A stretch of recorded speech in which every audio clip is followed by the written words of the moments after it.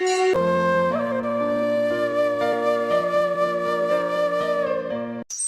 गांव में एक जाट महेंद्र रहता था। तो उसकी पत्नी अपने मायके गई हुई थी।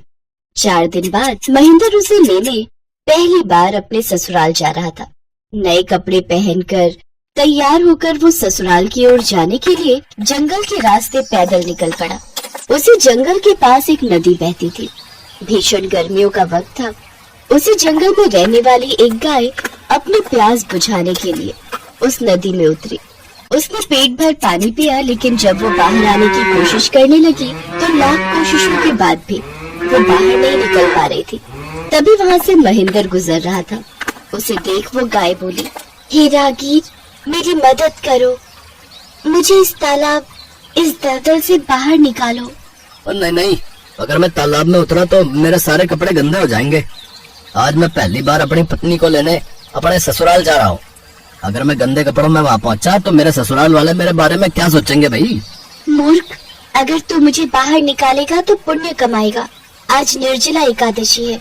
अगर मैं तुझे वरदान दूंगी तो तेरी 7 पीढ़ियां खुश रहेंगी, और यदि तूने मेरी मदद नहीं की तो मैं तुझे श्राप दे दूंगी। फिर 8 पहर बाद तू गधा बन जाएगा। मुझे माफ करोगा माता, लेकिन आप मेरी मजबूरी समझो। मैं आपकी सहायता नहीं कर सकता। फिर कुछ ही देर में वो गाय डूब गई। ये देख महेंद्र बहुत दुखी हुआ। फिर वो अपने ससुराल की ओर निकल पड़ा। कुछ देर बाद वो अपने ससुराल पहुंचा, जहां उसकी खूब खातिरदारी हुई। कुछ देर बाद महेंद्र बोला, अब आप हम दोनों को विदा कीजिए, हमें घर चलना चाहिए। दामाद जी, पहली बार आए हैं तो रुक जाइए ना। हाँ जीजा जी, रुक जाइए ना।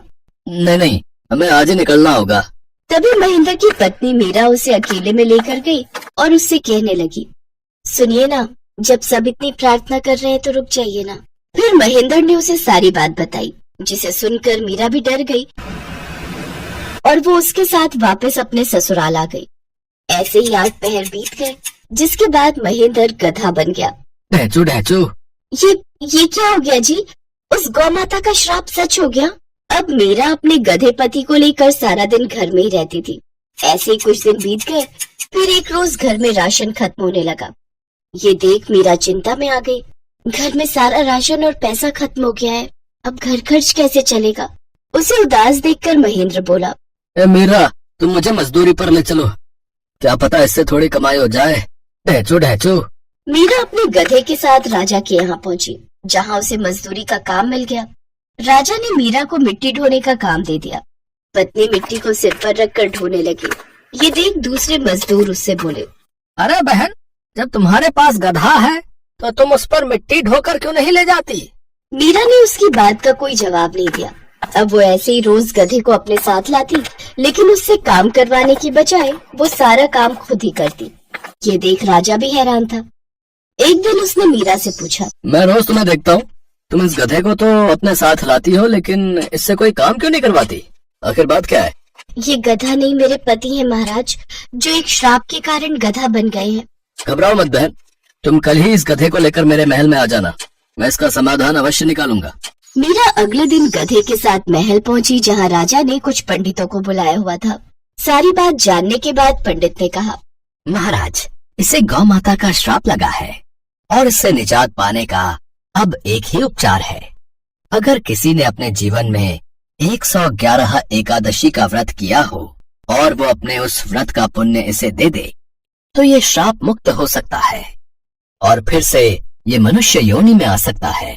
ये सुनकर राजा ने सारे नगर में ऐलान करवा दिया, सुनो सुनो सुनो, जिस किसी ने भी 111 एकादशी के व्रत किए हैं और वो अपने व्रत का पुण्य हमारे इस गधे को दे देगा तो हमारे राजा उसे बहुत सारा धन देंगे। महाराज, मैंने पूरे 111 एकादशी के व्रत किए हैं। अरे वाह बूढ़ी अम्मा, तो आप अपने उन व्रतों का पुण्य इस गधे को दे दो, उसके बदले में मैं तुम्हें ढेर सारा धन दूंगा। मैं तो अब बूढ़ी हो चुकी हूँ महाराज, कब मर जाऊंगी कुछ पता नहीं। फिर मैं इस धन का क्या करूंगी? मैं अपने 110 फल का पुण्य इसे दे दूंगी, पर एक निर्जला एकादशी का फल अपने पास रखूंगी। उससे मुझे मोक्ष प्राप्त होगा और मैं अपने विष्णु हरि के दर्शन कर पाऊंगी। बूढ़ी अम्मा ने अपने 110 एकादशी का फल उस गधे को दे दिया। गधे को वो फल मिलते ही वो पुनः मनुष्य बन गया, लेकिन एक एकादशी का फल कम मिलने के कारण उसकी पूंछ उसके साथ ही रह गई। अरे मैं ठीक हो लिया, लेकिन ये पूंछ ये तुम्हारे साथ ही रहेगी। कोई बात नहीं जी, कम से कम आप मनुष्य रूप में वापस तो आ गए। अम्मा आपका बहुत बहुत शुक्रिया। महाराज जी, आप भी मेरी मदद न करते तो मैं अपने पति को इस रूप में वापस न पा पाती। अब से मैं भी ये व्रत रखूंगी। लेकिन अम्मा, निर्जला एकादशी व्रत के बारे में कुछ बताएं। निर्जला एकादशी का व्रत एक दिन पहले अर्थात दशमी तिथि की रात्रि से ही आरंभ हो जाता है और रात्रि में अन्न का सेवन नहीं किया जाता है। इस एकादशी व्रत में पानी पीना वर्जित माना जाता है, इसलिए इस एकादशी को निर्जला कहते हैं। इस दिन भगवान विष्णु की आराधना करनी चाहिए। इस एकादशी के व्रत से मनुष्य विष्णु लोक को प्राप्त होता है। जो मनुष्य इस दिन अन्न खाते हैं वे चांडाल के समान हैं, वे अंत में नरक में जाते हैं। जबकि मनुष्य के निर्जल एकादशी का व्रत रखने से सभी पापों से मुक्त हो सकता है। इस दिन जल से भरा हुआ एक घड़ा वस्त्र से ढककर दान कर देना चाहिए।